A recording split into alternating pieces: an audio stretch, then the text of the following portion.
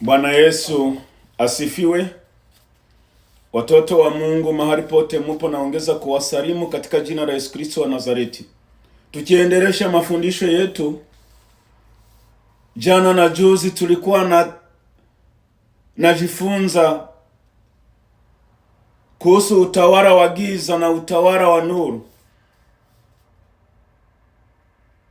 Utawala wa nuru ni Yesu Kristo ambaye alikuja kutuokoa,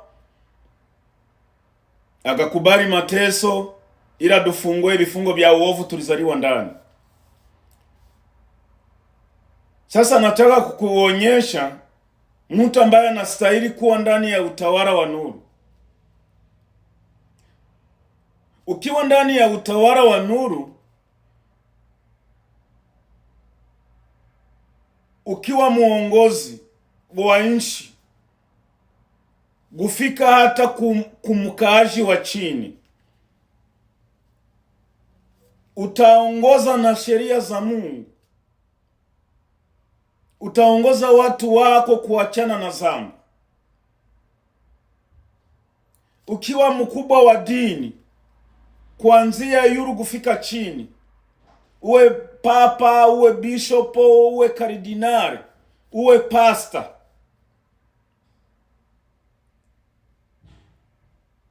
utafanana na hiyo jina.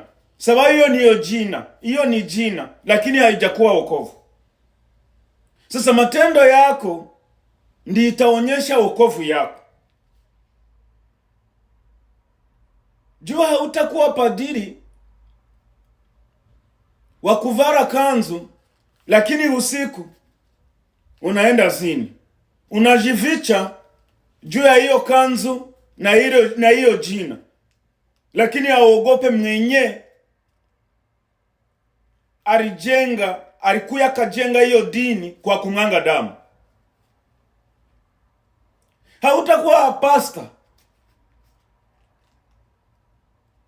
wa kukua katika vituo vya hukumu. Wewe ndio wa makese kila siku. Sasa wenye utaongoza wao watafanya nini?